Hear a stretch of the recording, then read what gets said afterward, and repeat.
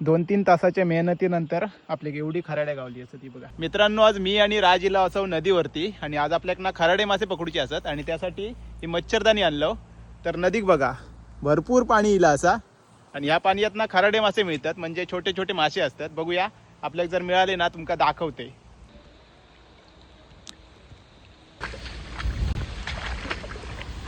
किती खोल पाणी आहे बघा. एवढ्या पाण्यात जाऊचा लागता हवे तर जाळीवरती रवलो आहे. लय खोल असं पाणी. आणि ही बघा कोण इलियत थोडी गावली.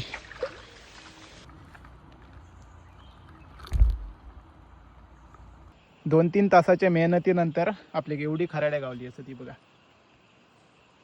भारीच.